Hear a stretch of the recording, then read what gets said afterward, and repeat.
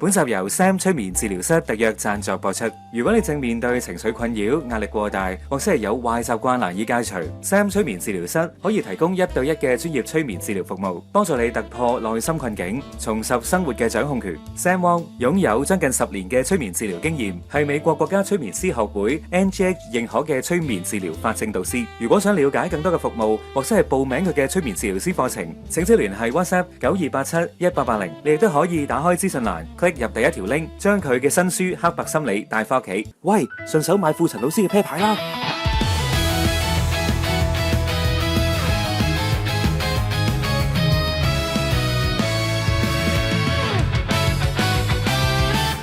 之前咧同大家講過兩本書，一本咧叫做《人類大歷史》，另一本咧叫做《人類大命運》。作者咧係以色列嘅歷史學家同埋哲學家 Noah Harari， 佢係耶路撒冷希伯來大學嘅歷史系教授。咁其實咧佢仲有兩本書我係未講嘅，咁一本咧就係21世紀的21堂課，另一本咧就係連結啦。一連幾集咧我會同大家咧講埋呢兩部作品。咁首先咧我哋分兩集講咗21世紀的21堂課先，因為實在咧有太多堂課啦，咁所以咧我睇下2至3集咧講唔講得晒。咁然後咧再同大家咧講連結。連結呢本書咧被譽為係比人類大歷史、人類大命運咧更加重要嘅一本作品嚟嘅，咁就敬請大家期待啦。咁首先咧簡單介紹下今集我哋講嘅呢一本咧21世紀的21堂課，大致上咧係講咩先？我好中意呢啲書，因為佢個目錄咧已經係將成本書嘅結構解釋得好清楚。咁我就同大家一齊去睇下呢本書嘅目錄先。全書咧分成5個部分，探討咗咧5大問題。第一部分係科技挑戰，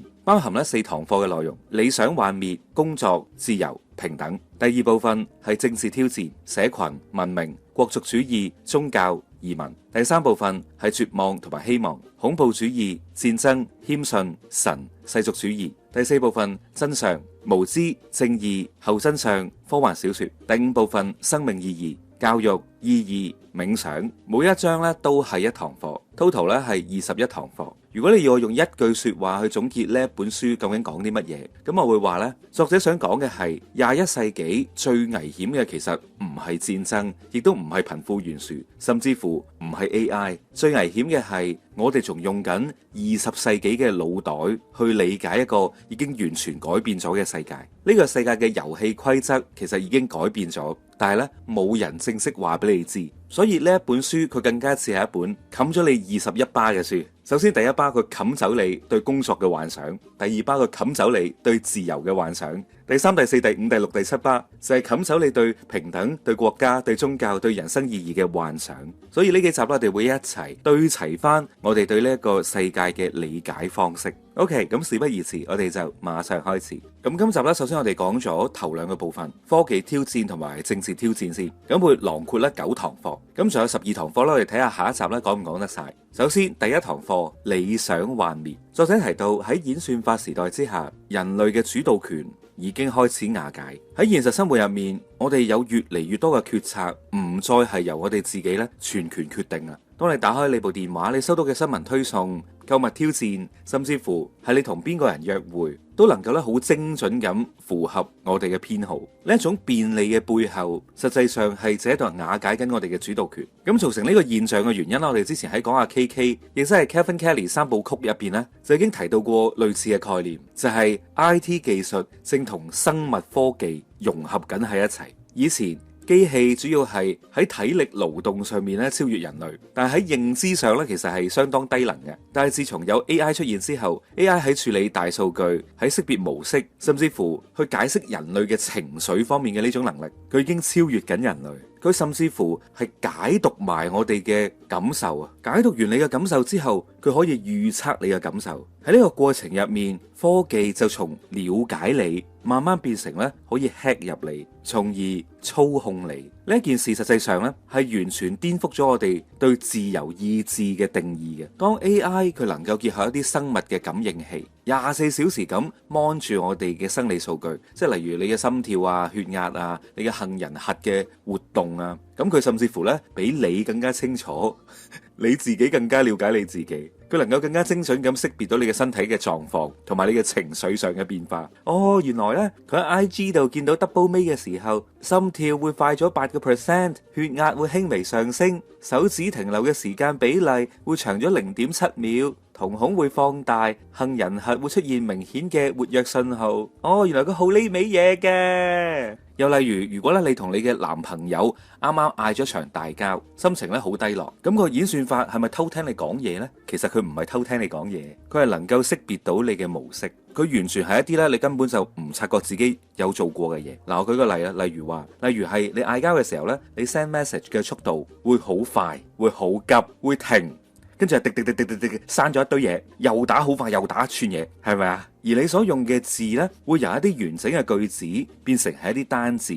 好，哦，係，好啊，或者係某一個微笑嘅 emoji，或者你唔中意打字嘅，你講嘢嘅中意，你嘅音量會升高，你嘅尾音會變短，然後你會 cancel 晒你原先咧 book 好咗嘅行程。你平時每晚夜晚都會聽陳老師嘅節目嘅，都會聽歌嘅，你冇聽，你嘅心率喺傍晚嘅時段異常咁升高。喂，你嘅步數冇增加到，你嘅睡眠質素開始下降，你碌嚟碌去轉身嘅次數變多，呢啲嘢根本就唔需要你講出口，個大數據就知道你今日心情唔好。對演算法嚟講，呢一組咁樣嘅行為模式，佢一早已經同全球幾百萬次嗰啲伴侶衝突之後嘅情緒低落嘅數據高度吻合。於是乎，佢根本就唔需要知道你同你男朋友嗌交嗌啲乜嘢，但係佢就已經知道你正係處於某一種能夠被預測嘅情緒狀態。所以就喺呢個時候，你叫你個 AI， 喂，求其整首歌嚟聽下，佢唔會求其揾一首俾你，而係會考慮到你嘅成長背景、你嘅童年記憶、你嘅性格傾向同埋你中意嘅曲風，揀一首曾經被驗證過同安全感、被理解、被擁抱高度相關嘅旋律。掠過的風景加速了別離，重聚太短，難伴你再走遠，內心多少會酸，係咪啊？喂，人哋係咁樣玩㗎，佢並唔係簡單咁去播一首咧佢預設嘅歌俾你聽，而係運用佢對你呢個人嘅性格類型同埋人類嘅整體嘅心理嘅全面理解，播一首喺你嘅潛意識入面同某一種記憶緊密相連，能夠令到你被理解，能夠令到你振作嘅歌俾你聽。甚至乎可能某一段歌詞係唔啱你呢個時候聽嘅，佢可能會直接跳過埋嗰一段，令到你不適嘅旋律。因為好多人喺聽嘅時候呢，聽到呢一段個催產素個分泌係降低咗嘅。甚至乎而家啲 AI 識自己寫歌，佢自己寫一首專門為你度身訂造嘅歌俾你喺呢個時候聽都仲得。所以我哋會發現其實 AI 佢唔淨止係一個創造能力嘅問題，而係佢深度咁理解你，而且係能夠幫你創造到你想要嘅體驗。亦即係話其實 AI 佢唔係被動咁回應你嘅需求，而係主動咁預測同埋塑造你嘅感受。呢樣嘢其實喺以前佢係咩嚟嘅呢？佢係我哋嘅 taste 嚟嘅，佢係我哋嘅私隱嚟嘅，冇人會知道，除咗你，冇人會知道。即係例如話，我成日同大家講，我好中意聽爵士樂，你點知我喺屋企係咪真係聽爵士嘅？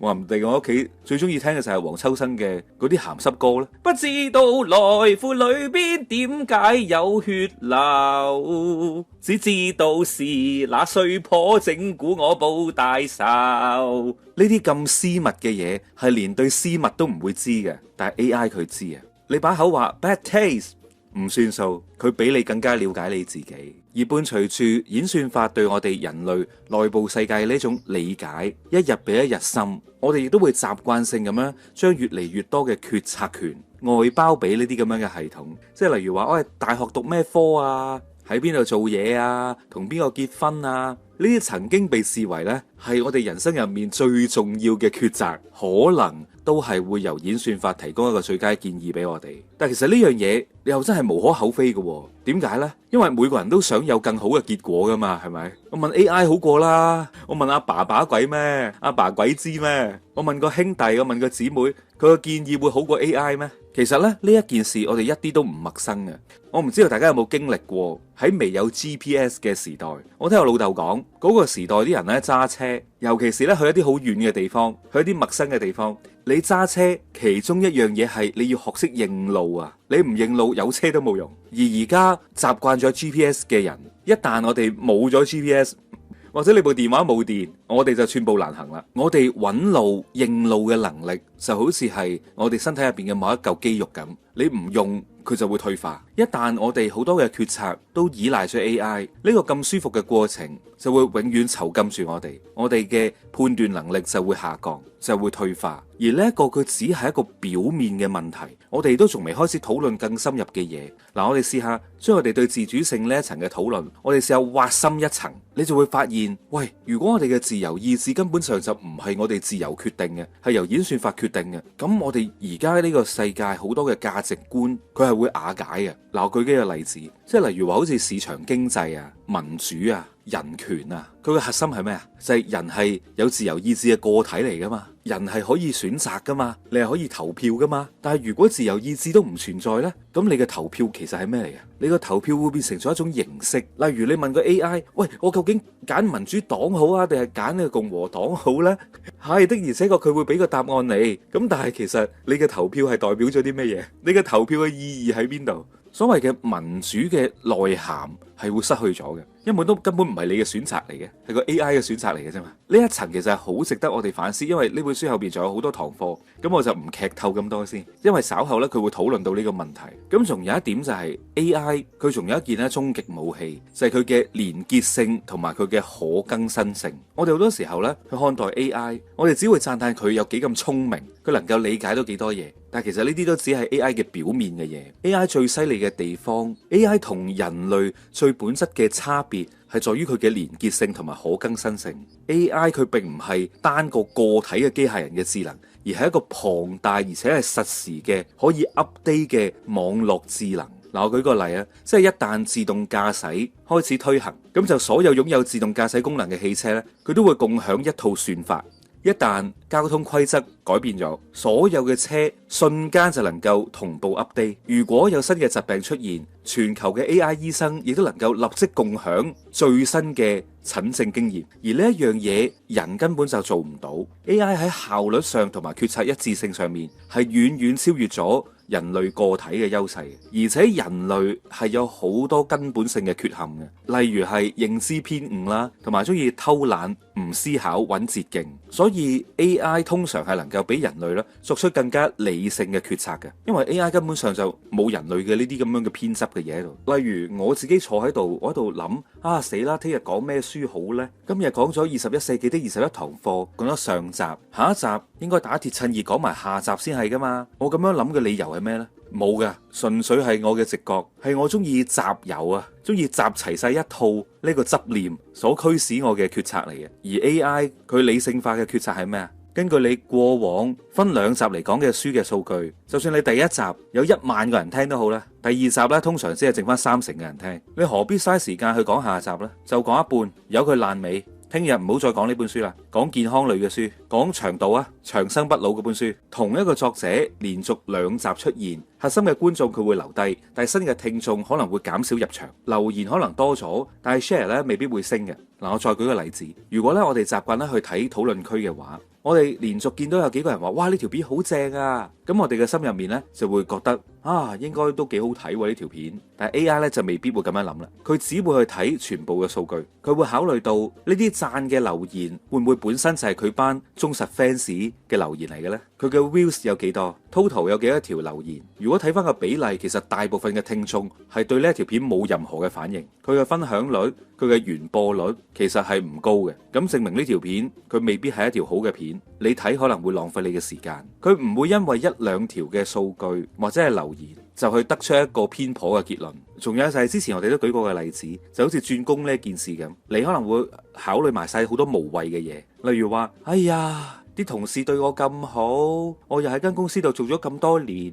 唉，如果就咁走咗去，好似好冇義氣咁。呢一份工係悶，但係真係好唔捨得啊嘛。但係如果你問 AI 嘅意見，佢只會問你幾樣嘢：你轉咗工之後，你嘅人工會多幾多？你嘅工作壓力會有幾大嘅變化？你嘅發展空間有幾大？你嘅技能會唔會得到提升？5年之後你會多咗啲乜嘢選擇？2份工對比完之後，佢就能夠得出一個結論，根本就唔會俾你原先諗嘅嗰紮無謂嘢。你認為啲同事對你有感情，你老細對你有感情同埋義氣呢啲因素，而呢啲因素仲要都唔知係咪真嘅。可能係你自我感覺良好啫。就如同我成日都認屎認屁話係我自己辭職嘅當年，跟住呢，有一位朋友仔，雖然聽落哽耳，但係呢，可能佢係啱嘅。佢話唔定係你公司唔中意你，所以通過咁樣嘅方式逼你走呢。你以為真係你炒呢間公司啊？又係，我真係從來都冇從呢個角度度諗過，可能係我俾人炒。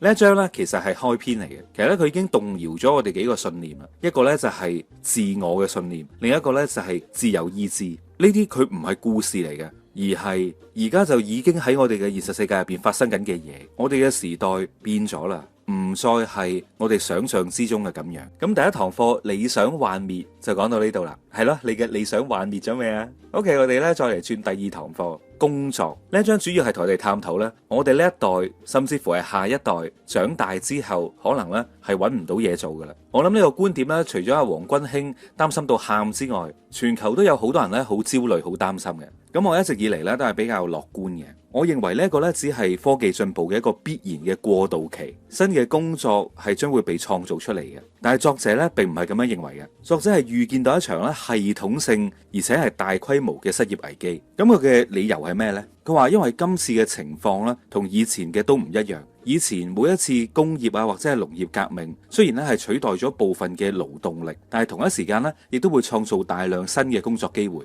即係例如農民，你冇得做農民啦，咁咪去做工廠咯，係咪啊？好啦，冇得做工廠啦，咁咪走去做服務業咯。啲工作職位始終都喺度，只係換咗唔同嘅環境啫嘛，換咗唔同嘅工種啫嘛。但係 AI 時代所帶嚟嘅挑戰係遠遠超出咗咧以往嘅技術變革嘅範疇嘅。人類其實咧係有兩種主要嘅能力嘅，一係身體嘅能力，二係認知嘅能力。而呢兩種能力咧係同時正被 AI 同埋機械人全面超越。以前嘅機器只能夠喺體力上同人競爭，呢件事喺農業革命同埋工業革命嘅時候都出現過。但係而家嘅 AI 佢係開始喺認知上超越人類，而且佢具備我哋頭先提到嘅嗰兩種特性，就係連結性同埋更新性。佢哋係同步 update，而且係互相連結喺一齊嘅。而人類嘅個體根本上就冇可能做到完全同步嘅資訊同埋學習。陳老師識嘅嘢你未必識，你識嘅嘢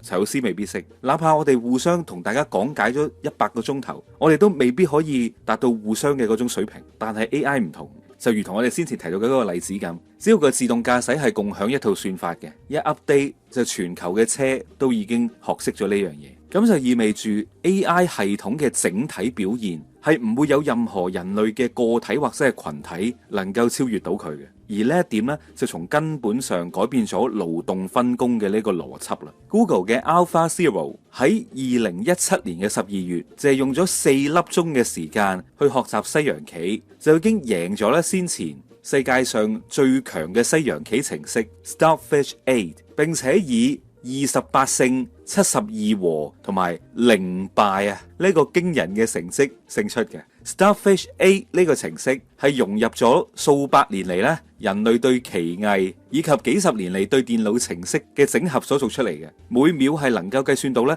7000萬步棋。而 AlphaZero 只係學咗4粒鐘，而且係冇被教授過咧任何西洋棋嘅規則，係佢自己摸索出嚟嘅。而且佢甚至乎咧係創造咗一啲非傳統嘅獲勝策略嚟去捉棋添。而佢有創意呢一件事係兜巴就車咗落我塊面度。你唔係話人類只需要去做一啲創意嘅工作就唔怕冇咗個飯碗咩？唔係啊，再過多幾年創意都唔關你事啦。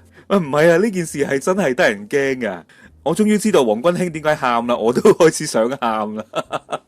黃君興你係喊得啱噶，大家唔好再笑黃君興啦。佢唔係純粹係取代啲乜嘢工作呢件事，而係佢係超越咗人類嘅能力嘅極限啊。作者話喺醫療領域會冇咗飯碗嘅會係咩人呢？佢反而咧唔係啲姑娘，唔係啲護理師啊、護士啊呢啲職位，反而咧係醫生。AI 醫生佢能夠處理好密集嘅資訊，佢可以分析全球嘅資料，佢嘅診症嘅精準度係遠遠超越人類嘅。所以第一個取代嘅會係全科醫生，但係始終你都係需要咧去為病人去打針嘅，去換繃帶，去安撫病人，去照顧佢。所以呢啲看護行業啊、護理行業喺好長嘅一段時間之內咧，仍然係人類嘅主要工作。所以如果而家你個仔讀緊小學，佢立志話第日大個要做醫生，咁佢大個咗可能一畢業就失業咯。反而立志做一個護理師會係一個咧唔錯嘅選擇。AI 並唔係所有嘢都替代嘅，佢係有選擇性咁去替代。越依賴認知能力同埋理性嘅嘢，越會被替代。而越需要身體靈活性、情感嘅理解同埋物理上嘅互動啊、真實嘅同理心嘅工作，佢取代嘅難度咧係會比較高嘅。所以未來人類嘅勞動市場嘅價值唔係創意，而係同一啲非認知啊、非資訊處理類嘅技能。雖然咧我哋可能會冇一份工，但係呢一點咧對我哋嘅安全其實係有好處嘅。醫生斷錯症，法官斷錯案，甚至乎係揸車出車禍，呢啲數字咧都會直線降低。書入邊咧提到一個數字，就係而家每年全球咧大概係有125萬人咧係死於車禍嘅，而其中超過90% 都係人為嘅錯誤所導致，例如係醉酒駕駛啊、分心啊或者係疲勞等等。如果全世界全面咁採用自動駕駛，咁全球每年因為車禍而死嘅人咧，可能只係剩翻15萬。作者仲提到咧好多嘅例子。咁我就唔再一一舉例啦。不過呢一切咧都指向緊同一個方向，就係無用階級嘅產生，唔係無產階級啊，係無用階級啊。當 AI 同埋機械人能夠完成大部分嘅認知同埋體力勞動之後，人類喺生產力呢件事入面嘅價值咧將會大幅下降。一旦出現無用階級，咁最直接嘅後果係咩呢？就係呢一班人佢喺政治上面嘅重要性會消失。嗱，我舉個例啦，喺歷史上一個階級佢點解會存在呢？係因為佢有談判嘅價值咯。係啊，唔係因為佢可憐啊，而係因為佢有用。例如工人階級之所以可以爭取到佢嘅權利，咁係因為冇佢哋，咁工廠咪冇人做嘢咯，咪會停擺咯，國家咪會停擺咯，軍隊咪會停擺咯。咁但係一旦你淪為呢個無用階級之後，咁又唔使靠你生產啦，你又影響唔到效率，你又構成唔到呢個系統性風險，咁你喺政治上會成為咩呢？你就連一個籌碼都冇。所以去到選舉嘅時候，政策會傾向咩啊？就會傾向於去服務嗰啲仍然係有貢獻嘅嗰啲少數人佢嘅利益，而唔再需要去諗辦法去影響絕大多數嘅人，亦即係呢啲無用階級。我哋而家咧成日都話，哎呀，我哋又俾人剝削啦。剝削其實係幸運嚟嘅，以後你想俾人剝削嘅機會都冇啊！我求下你剝削我啦，老細，剝削我啦！你都冇老細，你會直接被忽略，因為你係無用階級嚟噶嘛，你連被利用嘅價值都冇。咁所以呢個 moment 我哋面對嘅下場係咩呢？就係我哋嘅基本嘅生活可能係靠政府嘅補貼嚟維持嘅，我哋嘅收入唔再來自我哋嘅工作，而係配給，消費嘅選擇亦都極度有限。你嬲都冇用噶，因為我哋仲活着喺呢個世界上，對呢個世界嚟講係成本嚟噶，我哋創造唔到價值啊！但凡喺經濟嘅決策上面被視為成本嘅群體，佢哋永遠咧都係會放喺最後先考慮。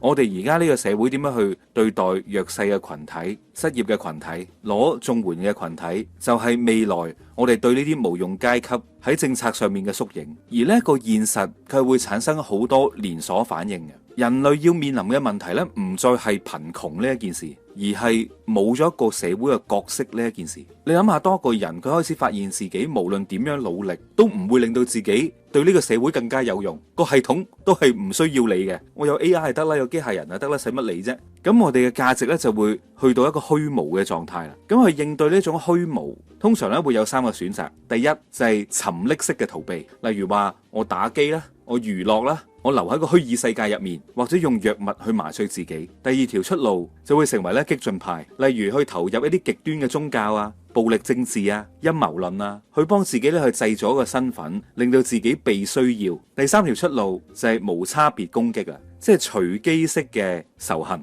去報復社會。所以呢個時候，國家嘅政策走向就會面臨咧分水嶺啊！究竟係照顧呢啲無用階級，定係控制呢啲無用階級？所以我哋未來嘅社會係唔能夠咁樂觀嘅。我哋必須要重新去思考新嘅社會架構同埋新嘅經濟模式，用嚟去確保我哋上述所提到嘅呢一個咁得人驚嘅狀況，佢唔會向住呢個方向發生。作者提到我哋要重新去思考全民保障，喺呢個時代嚟到之前，我哋要確保每一個人都能夠維持基本嘅生活同埋尊嚴。第二就係根本性咁去改變教育制度，未來嘅教育唔會再係傳授知識。你傳授知識做乜嘢啫？問個 AI 乜嘢都識，你使乜鬼要傳授知識啫？你必須要而家就開始改啦。要去培養小朋友嘅科思嘅能力，例如係批判式思考、溝通、合作、創意，學習點樣去學習，同埋喺心理上面嘅韌性，即係唔會話受到啲刺激就要報復社會。你要學識佢點樣去理解呢個世界，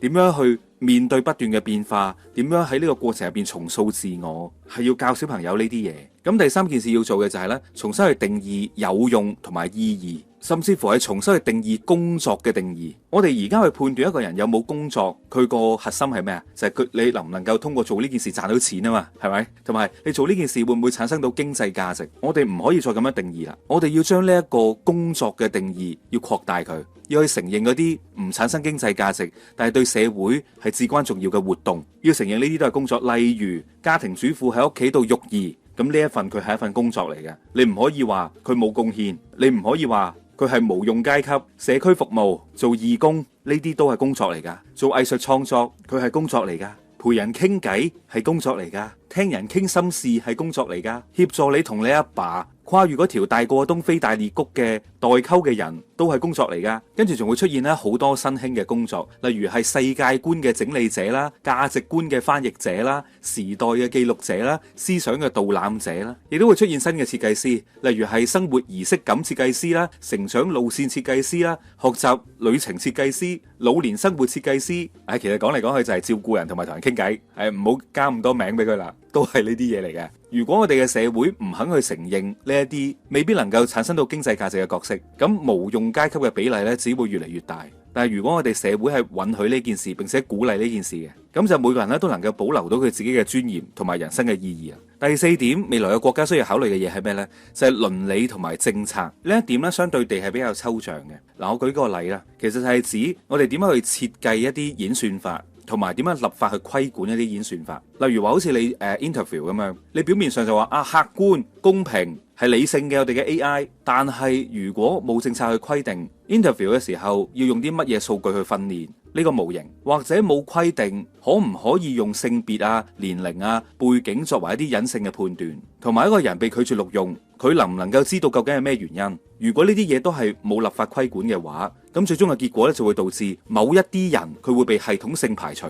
例如可能35歲就冇人會再請你嘅，只係個社會唔話你知。例如話女人我就係唔請噶啦，只係冇人話你知，咁係唔得嘅。你唔請人，你一定要話俾人知點解你唔請佢。同一時間呢個人咧亦都可以上訴。我哋係時候咧係要開始喺法律上去規管 AI 嘅演算法啦，否則可能就會導致咧我哋嘅社會系統性咁去撕裂。仲有就係我哋嘅生物數據邊啲人可以睇，即係例如我哋嘅心跳、我哋嘅基因、我哋嘅情緒反應、我哋嘅疾病風險，法律都要規定呢啲數據屬於邊個嘅。如果法律唔規管清楚，咁保險公司咧就可以通過呢啲咁樣嘅數據嚟去加你保費。哇，你有隱疾㗎，咁公司可以唔升你職㗎咯。喂，政府見到你心理好似唔係好健康喎，提前韞住你，咁點辦？你都唔需要犯法，你可能就會被標記為犯罪風險。咁呢件事就好得人驚啦，就係1984啦，係咪？仲有更多嘅嘢，即係包括馬斯克講嗰啲咩植入腦機啊、基因改造啊，呢啲嘢如果係冇政策去限制嘅，即係邊啲係可以改造，邊啲係只限醫療用途，邊啲係永遠都唔可以喐嘅，如果係冇規管嘅，咁最終呢個世界就係呢：有錢人佢哋就買得起更好嘅下一代，更加健康、更加聰明嘅下一代，你就真係唔係贏在起跑線，係真係贏在基因裏啦。我哋嘅社會就會從貧富懸殊呢件事直接躍升到去到生物層面嘅階級制度。只要我冇錢，我喺生物上就係劣等種族。作者提醒係千祈唔能夠等到個市場成熟你先去諗呢啲嘢，個市場成熟嘅時候係翻唔到轉頭噶啦。同埋你仲要去諗埋點樣去令到呢一件事喺黑市都唔可以存在。你唔能夠表面有一套規則，暗地裏又有一套規則嘅。呢啲嘢全部都要諗啊！你諗下，如果喺黑市度可以將自己改造成為智商500嘅，咁咪意味住其實呢個生物等級制度已經出現咗咯。唔去黑市嗰度改造自己嘅智商就係劣等種族啦。咁點搞啊，大佬？你改造到自己可以同啲 AI 連結嘅人 A 合一，其他嘅小朋友仲點同你玩啊？大家都冇 friend 做啦，係咪啊？哎呀，真係越嚟越想喊啊！睇到呢度真係好啦，喺慎防啊，口水多過茶，我唔再舉例啦。即係工作上嘅變遷，佢就可以諗到咁多嘢。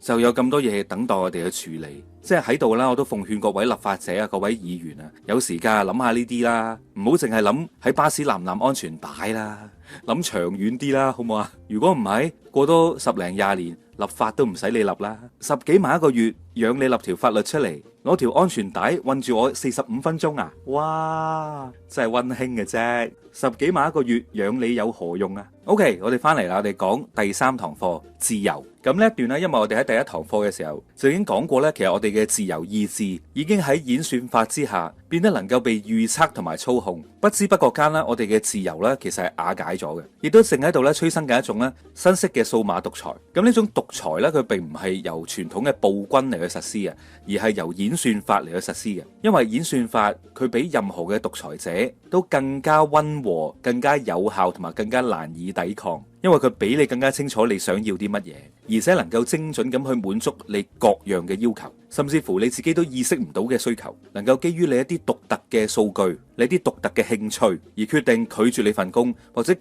絕你嘅借貸嘅申請。你根本都唔知咩原因，你亦都揾唔到任何一個同你有相同遭遇嘅人，因為唔借錢俾你就係因為你太獨特啦。而最終人類可能係會退化成為一種咧被馴化嘅物種。咁呢一段咧，我想補充嘅內容係咩呢？就係我哋要點樣去訓練翻我哋自己嘅呢一種自由意志，同埋我哋下一代嘅自由意志。自由意志呢個概念呢，其實係源自於咧17至到18世紀嘅啟蒙運動。當時法國嘅一啲啟蒙思想家，例如係盧梭啊、洛克啊、康德啊，佢哋提出咗咧理性同埋個人自主性呢啲概念，用嚟去反對當時咧基於神權啊或者係軍權嘅嗰啲權威。呢班思想家佢哋認為每個人都係擁有天賦嘅人權嘅，都係能夠獨立思考並且作出理性嘅選擇。而上述嘅呢啲法學同埋哲學嘅基礎，就塑造咗我哋今日嘅民主啊、世界人權宣言啊，同埋各種嘅經濟制度，尤其是係市場經濟制度。如果理性同埋自由意志不復存在，咁我哋現今嘅世界咧就會崩壞。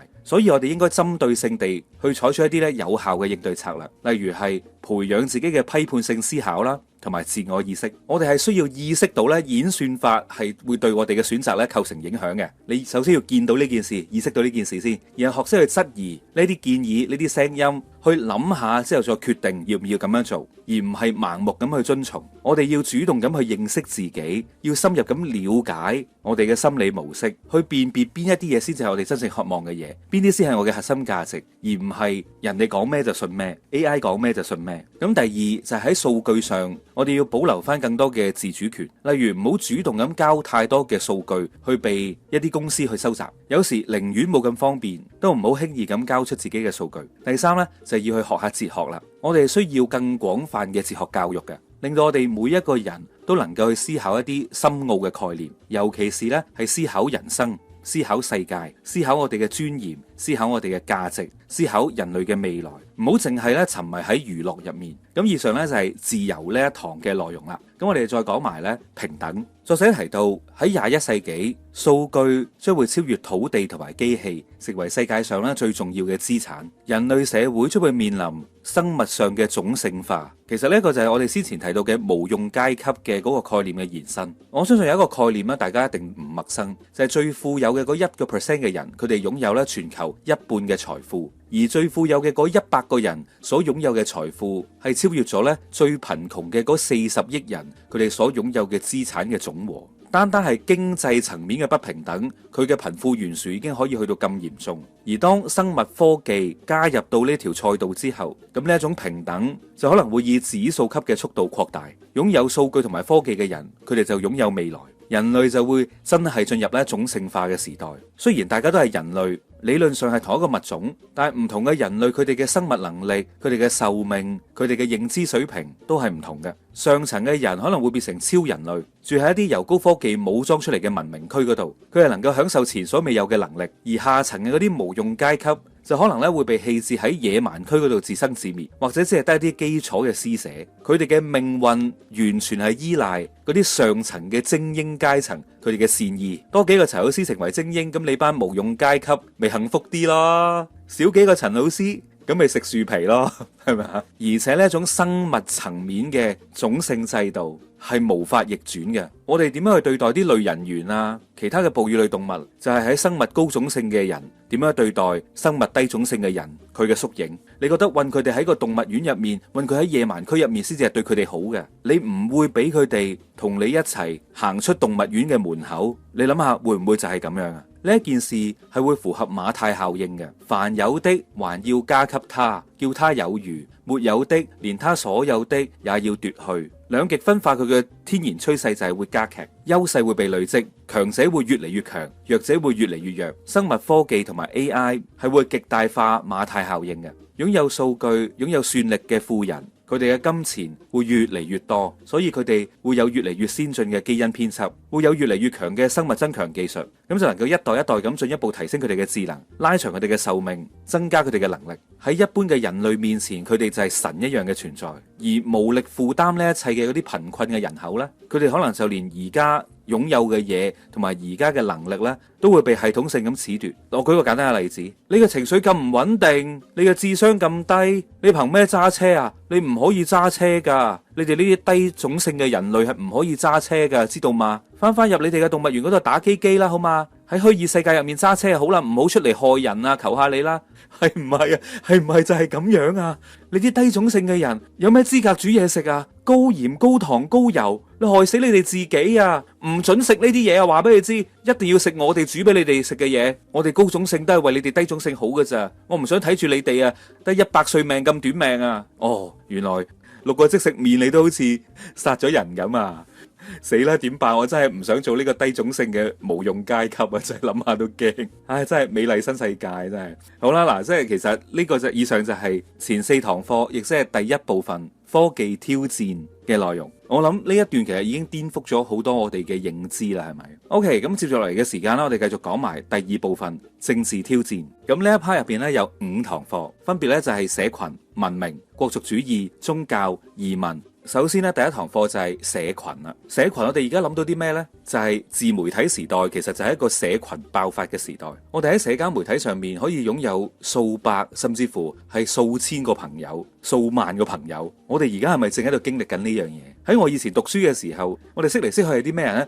咪就係表哥啊、表弟啊、表姐啊。最今日啲同學好彩嘅，可能會識幾個住喺同一層啊、同一個屋苑嘅鄰居嘅小朋友啦。冇啦，你識嘅人就只有咁多。但係而家唔係，我哋隨時隨地都可以同一個相隔千里嘅人實時通話、實時互動、實時嗌交都仲得。呢個其實係古代嘅人，唔好話古代啊，係40年前嘅人諗都未諗過嘅嘢，但係而家發生咗啦。呢個當然係一個好處嚟啦，但係其實佢亦都有負面嘅影響㗎。當我哋同咗世界各地嘅人做朋友之後，我哋嘅倫理、我哋嘅家庭、我哋嘅教會、我哋各種嘅 club 同鄉會就逐漸喺度瓦解緊咯。我要呢啲嘢做咩啊？返咩 Q 嘢教會啫？我自己整個宗教仲得啦，使乜同阿表哥表姐玩啫？大家除咗喺血緣上有啲關係之外，其實未必 friend 㗎，未必升到大家㗎，價值觀都未必一樣。係咯，就係咁樣啦。好多人如果係返開教會嘅，咁就一定會有咩教區嘅牧師啊，得閒要去關心下你咁樣。呢幾十年可能 Facebook 入面嘅嗰啲關注組更加似係教區牧師，而且喺呢個專業入面，喺呢個關注組入面，啲人嘅某一啲理念同埋諗法係高度統一嘅。你返教會都未必能夠揾到呢啲志同道合嘅人。所以如果有得揀，你係寧願返教會去揾一班都唔知係咩人嘅人做朋友，定還是係留喺呢個關注組入面，大家每日無話不談呢？其實個答案咧唔使我講你就知。但係呢啲線上嘅社群同埋線下嘅社群，佢有一個好本質上嘅差異，就係如果咧你喺屋企唔小心病咗，咁你嘅教區牧師係可以去你屋企度探你嘅，可以餵你食藥嘅。但係咧，阿陳老師就做唔到啦。我只能夠精神上支持你，同你加油，快啲好返，同你集氣。即係我哋喺情感上咧係越嚟越近嘅個距離，但係喺身體上嘅距離咧就越拉越遠。呢一樣嘢直接令到我哋對網絡上面發生嘅事，比喺我哋條街下面發生嘅事咧更感興趣。佢甚至乎令到我哋對網上面嘅世界更加溫柔、更加關心，而對我哋身邊嘅人咧更加冷漠、更加疏離。其實包括我自己，我每日投入喺呢啲節目入面嘅時間，仲多過咧陪我屋企人啊，係咪？我雖然日日都喺屋企，但係其實我有幾多時間陪佢哋呢？呢樣嘢係真係值得反思嘅。作者提到社群嘅連結唔單止係心靈上面嘅連結，亦都應該咧要係身體嘅在場同埋感官上嘅互動。當我哋越嚟越習慣透過個熒幕同呢個世界互動，咁我哋對真實嘅氣味啊、真實嘅觸感啊、眼神交流啊，就會變得遲鈍。你甚至乎咧唔識得去望住人哋對眼講說話。我哋一路喺條街度行緊，一路喺度 send 緊 message。我哋一路望住個 mon，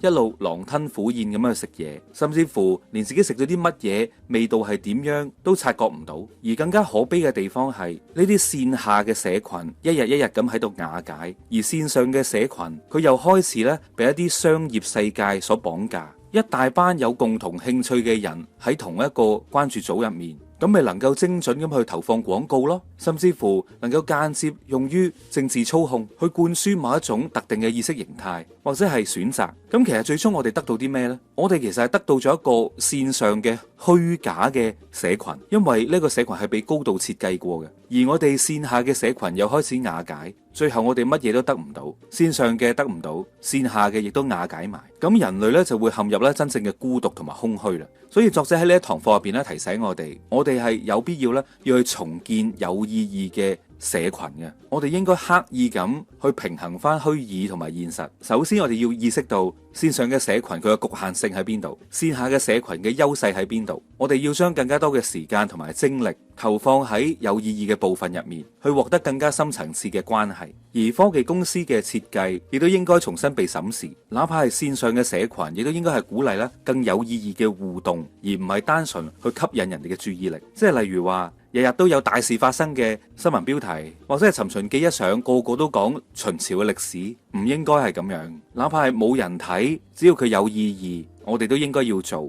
而演算法亦都應該要鼓勵嗰啲喺標題上唔係咁討好，但係內容有意義嘅內容。即係當然你一定要考慮商業上嘅利益嘅，但係唔能夠所有嘅嘢都被呢一套商業嘅邏輯所綁架。你要有一個對沖嘅機制，你唔好淨係去獎勵晒嗰啲嘩眾取寵嘅內容先得㗎，係咪？你要平衡翻，有邊啲內容你係需要傾斜嘅，要去獎勵嘅，咁呢個行業嘅生態先至會多樣性噶嘛。咁仲有一樣嘢就係作者提到呢，我哋應該要重視翻我哋嘅感官同埋身體嘅體驗。喺生活入面，我哋應該刻意咁去體驗翻真實世界嘅聲音、氣味、唔同嘅嘢嘅觸感，多啲時間呢置身喺大自然入面。如果可以嘅話，積極咁去參與同埋投入一啲本地嘅社群，喺現實世界入面同更加多嘅人互動，同埋幫助更加多嘅人。作者亦都呼籲啲科技巨頭係應該承擔咧更多嘅社會責任，例如係公平咁納稅啦，或者係喺實體世界入面協助去提供更加多嘅公共服務，同埋起多啲咧基礎嘅設施。呢一個咧先至係我哋人類嘅社群未來應該行嘅方向，唔係一味咁樣去捐入個虛擬世界同埋線上嘅世界就得㗎。呢兩者係必須要攞翻一個平衡。咁呢一個咧係第5堂課啦，第6堂咧係講文明。呢一堂課入面咧，作者有一個顛覆性嘅觀點，就係當代嘅衝突其實並唔係文明同文明之間嘅衝突，而係同一個文明入面嘅內鬥。我哋而家習慣性地咧會用一個講法去理解呢個世界嘅，例如咧好似西方嘅文明同伊斯蘭文明本身係互不相容咁，價值觀唔同，遲早咧都會打交。但係作者話呢一種咁樣嘅理解世界嘅方法本身就係錯嘅。錯並唔係因為世界冇衝突，而係因為我哋用錯咗框架嚟去思考。人類嘅文明並唔似動物之間嘅嗰種競爭，好多時候根本上係唔需要咧你死我活嘅，因為人類嘅群體係高度可塑性嘅，無論係身份、制度定係價值觀，全部都會變，而且一直喺度變緊。如果我哋企喺一個上帝視角嗰度去睇，我哋就會發現，其實而家我哋成個地球已經係生活喺同一個文明入面，並唔係話文化之間咧冇差異啊，而係喺呢個世界點樣運作嘅呢個層面上面，其實無論你係乜嘢價值觀都好啦，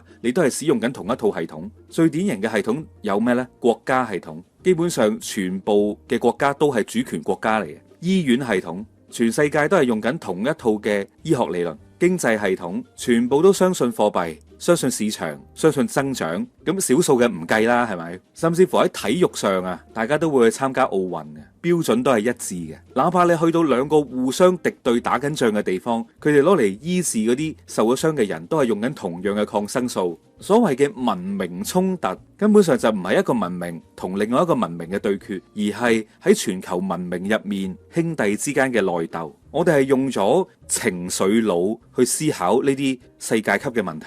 如果我哋將問題簡化為文明衝突，咁真正理性上嘅事呢，就會被我哋忽略。例如係制度點解會失效啊？資源嘅分配點解會係咁啊？權力點解會係咁啊？而且當我哋將佢解讀為係衝突嘅時候，咁全球合作呢，就係一件不可能嘅事。而且呢啲問題全部都係重要嘅問題，例如係氣候變遷啊、科技倫理啊、疫情啊、AI 啊。如果每一個國家係各自為政嘅，係喺度內鬥嘅，咁點解決呢啲問題？而且呢啲問題根本就唔會理你係乜嘢意識形態，只要你係地球上面嘅國家，你都應該要解決嘅。而我哋就虛構咗一個文明衝突嘅敘事，你去迴避全球嘅人類之間嘅合作。呢個世界唔會有邊個文明係會贏嘅，得一個人類文明咋。我哋係要學識點樣喺呢個文明入面共存同埋合作，而唔喺度內鬥。我覺得呢個洞察係相當之有見地嘅。咁我哋人類嘅文明內鬥嘅根源喺邊度呢？咁我哋呢就要去到第7堂課啦。國族主義喺理論上，其實我哋而家係生活緊喺一個咧高度全球化嘅世界入面，資本係流動嘅，資訊係流動嘅，科技係流動嘅，基本上囊括我哋生活之中嘅一切，其實都超越咗國界噶啦已經。但係喺情緒上，我哋嘅世界就竟然出現咗一個完全相反嘅現象，尤其是係近呢10年，就係國族主義，佢反而越嚟越強。無論係阿侵侵嘅讓美國再次偉大，英國脫歐，某一啲國家嘅自信，個潛台詞咧都係4隻字，就係本國優先。國族主義之所以會咁根深蒂固，主要嘅原因咧，並唔係因為佢理性，而係因為佢滿足咗人類一個好深層次嘅需求，就係歸屬感啦。究竟我係邊個啊？我屬於邊度啊？喺工業時代呢一套系統咧係好有用嘅。因為國家會照顧你啊嘛，跟住你又回饋翻俾國家，呢個交換呢，其實係運作得幾好嘅。但係問題係去到21世紀，我哋嘅世界已經變咗啦。無論係核武、氣候變遷定係科技控制世界，呢啲問題佢都遠遠要比邊個國家贏更加重要。如果大家仲係喺度鬥到你死我活嘅話，咁最後呢，唔會有邊個國家贏，全人類呢，只會係一齊輸。國族主義嘅邏輯永遠都係照顧自己先。例如明知氣候變遷係全球問題，但係有啲國家寧願係保護本土嘅產業，都唔願意呢加快呢個能源嘅轉型。有啲國家甚至乎會計算全球暖化可能對我仲有好處添啊，因為工地悲劇嚟噶嘛，呢個係你唔用啊笨啦。所以國族主義喺21世紀，佢唔單止唔能夠幫助我哋呢個世界向前發展，佢反而係一個拖後腿嘅執念。國族主義已經唔再適合用嚟去處理全球性嘅風險啦。當然，作者並唔係話你愛國係錯嘅，而係提醒呢個世界所有嘅人，你係要分清楚溫和嘅愛國主義同埋將國家利益絕對化，乜嘢都自己優先，乜 XLY 嘢都要自信，係兩件事嚟㗎。而呢一個咁樣嘅傾向，佢嘅後果可能會比1914年同埋1939年一戰、二戰嘅後果更加嚴重，因為而家嘅人類係已經有能力去毀滅成個地球啊！所以而家嘅問題係真係你仲愛唔愛你嘅國家咩？唔係呢個問題啦，係你能唔能夠喺對你嘅國家忠誠嘅情況底下，又對全人類負責啊？國族主義似乎行唔通，有冇其他嘅意識形態行得通呢？我哋不妨啦，又睇下宗教點樣。第8堂課，宗教。究竟喺 AI 同埋生物科技時代，呢啲古老嘅意識形態，佢能唔能夠指引到我哋繼續前行呢？呢個話題我諗大家都應該好有興趣。呢個同樣係21世紀我哋不能迴避嘅問題，因為我哋會發現一件好矛盾嘅事。一方面，我哋嘅科技已經可以將我哋送去外太空，按道理世俗化、現代化嘅呢個理念係應該令到宗教越嚟越冇市場先係嘅，係咪？但係我哋見到嘅現實唔係咁，有啲宗教力量佢仍然係非常之強大嘅，例如係中東嘅某一啲極端主義啦，印度嘅教民主義，美國嘅福音派對政治上面嘅影響，甚至乎好多地方嘅衝突都係同宗教嘅衝突有關。咁宗教佢嘅影響力究竟仲喺唔喺度呢？作者話係喺度嘅，而且咧佢同國族主義一樣係身份認同嘅問題。喺古代其實宗教係可以解決到3類嘅問題嘅。例如係技術上嘅問題，咩乾旱啊、疾病啊、農業失收啊、屋企人病咗啊，咁我哋係會見到呢，當時啲信徒係會去教堂嗰度祈福嘅，係去寺廟嗰度祈禱嘅，去上香啊，去供奉嘅。但係呢一樣嘢喺現代嘅醫療出現之後，就已經被醫療咧取代咗啦。即係哪怕你係一個虔誠嘅教徒都好啦，你個小朋友出麻疹啊、發高燒啊，第一時間都唔係去教堂噶啦，係咪啊？都係去醫院揾醫生打針食抗生素。所以喺技術層面上面，宗教已經將呢個層面嘅嘢咧讓渡咗俾科學。咁第二，喺古代好多嘅政策問題咧都係同宗教有關嘅。你甚至乎咧能夠喺一啲經文入面知道咧點樣治國添，點樣分配。但係而家有邊個會睇住你本古蘭經，睇住你本聖經去治國啊？哪怕係哈梅內伊啊，都要學下現代嘅管理學啊、經濟學同埋政治學啦，係咪啊？所以政策問題其實咧亦都係讓渡咗俾世俗嘅政府嘅。你好難咧再用宗教嘅語言去包裝政策，去說服啲民眾話呢個係神嘅意志。即係哪怕你嘅民眾係因為恐懼而要認同你，但係佢哋嘅內心根本就唔相信呢件事。所以喺政策領域，宗教咧亦都係黯然退場。但係有一樣嘢，科學同埋政府咧都係好難取代嘅，就係身份認同。宗教佢能夠提供儀式、禮儀、節慶、禁忌同埋各種嘅故事，呢一堆嘢雖然唔能夠再解答點樣去醫病同埋點樣去治國嘅問題，但係佢仍然能夠回答你內心入面我是誰，我屬於邊個，邊啲人係我個同路人呢一類嘅問題。而全球化所帶嚟嘅呢一種疏離感同埋呢種無力感，就令到呢一種歸屬感咧更加有吸引力。你睇下我日日啊喺阿陳老師嗰度留言，佢都唔讀我啲留言嘅，我唔再聽佢講嘢啦，我翻去燒香算啦，我翻去揾 Father 祈禱算啦，係咪就係咁樣？即係個危險個位呢，就係喺呢一度。當我哋喺現實世界失去認同感同埋歸屬感嘅時候，我哋好容易就會捐翻入宗教入面去尋求精神上嘅慰藉，而呢個慰藉如果被人利用嘅話，佢就會變成武器。而更加得人驚嘅地方就係宗教佢往往係唔能夠超越國界去解決全球問題嘅，因為佢係深度綁定喺國族主義嘅敘事入面。基本上我哋而家見到嘅所有嘅宗教，冇錯係所有嘅宗教，佢都必定係同某一個國族主義深度捆綁埋一齊。神係為國家服務嘅，神係有立場嘅，所以各樣嘅宗教喺呢個世界舞台上面，佢哋就唔係合作，而係用緊同國族主義相同嘅敘事，都係自己優先，所以宗教就會出現對立啦。哇！呢個洞察係相當之深刻嘅。我雖然成日同大家去探討宗教問題，但係我都從來未能夠以一個咁宏觀同埋咁精準嘅視角去分析宗教問題。作者真係實在太犀利。我哋節奏再快少少，我哋再講移民問題。第9堂課，作者話移民問題咧，表面上好似咧係個經濟問題，即係有其他嘅人過嚟我哋度揾工，係咪？有人嚟避難，但實際上佢仍然都係一個身份認同嘅問題。喺全球化嘅時代，人口流動咧，佢係一個必然嘅事件，但係會選擇移民嘅人都係會有類似嘅原因。第一係為咗安全，第二係為咗機會，第三就係為咗下一代。冇人會無啦啦移民嘅，佢必定係為咗呢3個原因。而每一次大規模嘅移民潮，都必須會迫使接收國去回答一個問題，就係我究竟能夠接納到幾多呢啲人？然後呢個國家就一定會出現咧親移民同埋反移民嘅人，而呢一樣嘢呢，係必定會成為咧政治問題。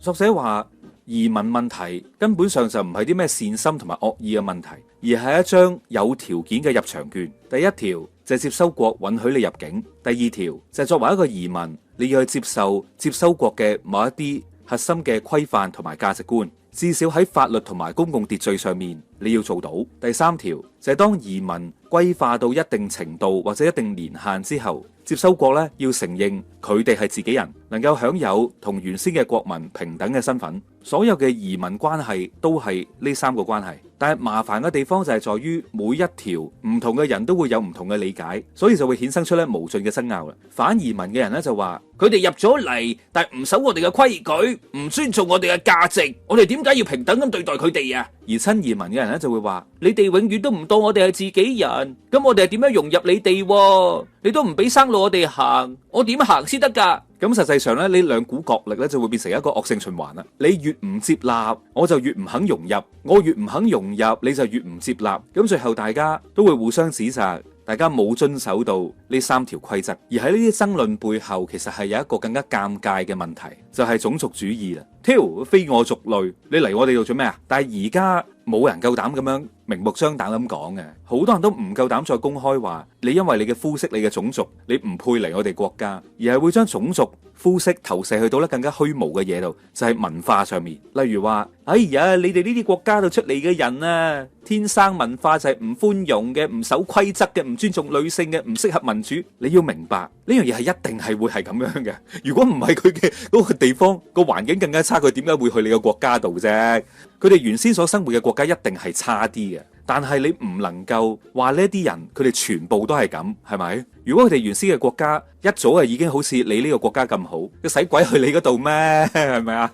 如果你以對方嘅原先嘅原生文化就去否定佢嘅個體，其實你咪即係種族主義咯，係咪啊？即係你講咁多嘢做咩啫？你即係包裝咗一個文化上面嘅差異，但係實際上其實你係支持緊種族主義。作者係舉咗好多嘅例子啊，佢話例如敘利亞嘅難民啦，佢哋最想去嘅地方咧係德國，而唔係去沙特阿拉伯，所以唔係宗教嘅原因，亦都唔係錢嘅問題，而係德國佢嘅接納同埋平等嘅制度，以及佢對陌生人嘅態度。文化差異佢必定係存在嘅，但究竟你係用呢個差異去解釋移民嘅問題，去幫你理解移民嘅問題，定還是係去幫你合理化咁去排斥移民呢？移民之所以咁難解決，係因為佢同時咧涉及咗4樣嘢，就係利益、規則、身份同埋情緒，尤其是咧係情緒。移民問題係一個高度情緒化嘅議題，放諸海內皆準。你自己諗下，你所身處嘅城市，或者係你自己對移民嘅睇法係點樣，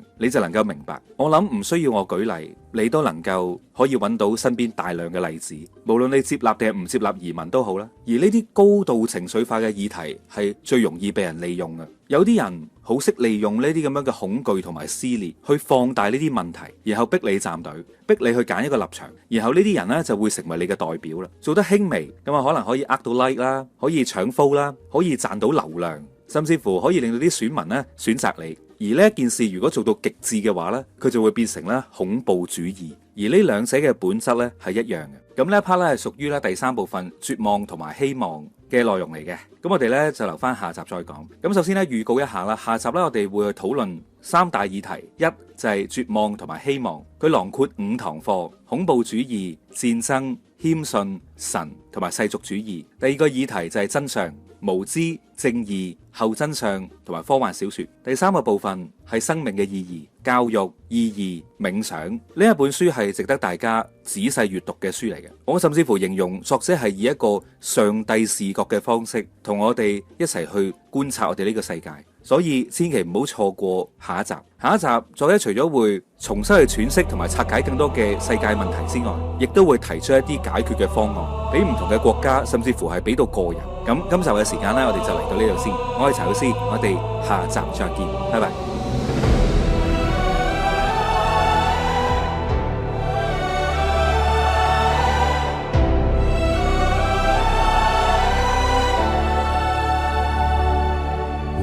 Told the war was over, history laid down its sword, freedom crowned the final chapter, every answer neatly stored. But the pages kept on turning, truth began to slip away. Old gods died, new ones coded in the light of data's gaze. Jobs dissolve into the silence, borders fade, then hard and fast. Every choice is softly guided by the ghosts of futures past. This is not the end of history. This is not the promised land. We are drawing maps of meaning with a trembling human hand. When the systems know us better Than we ever knew ourselves, will we still dare choose our destiny, or be stored on someone else's shelf? or be stored on someone else's shelf. Nations shout their ancient stories, flags replace the missing soul. Gods are hired by the border,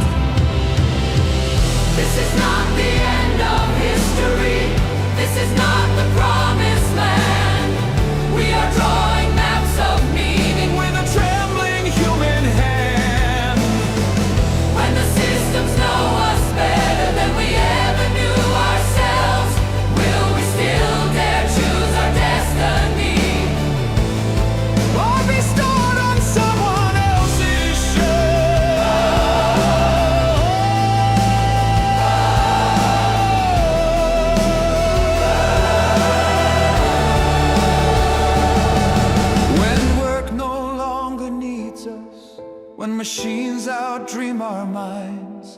What is worth a human heartbeat in a quantified design? If the future has no meaning, only outcomes clean and true, tell me, who decides the value of a fragile thing like you? No prophet left to save us, no nation standing tall. Only fragile minds in noisy rooms, still daring to ask why.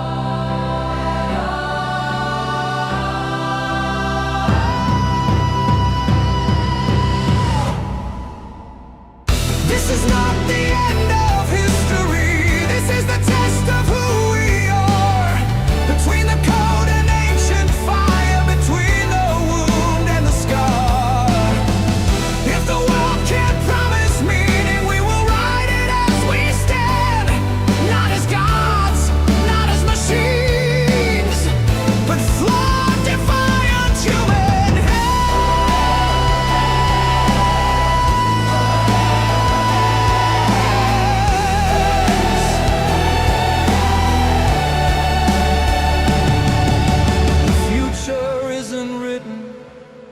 It's watching what we choose in a burning world of answers.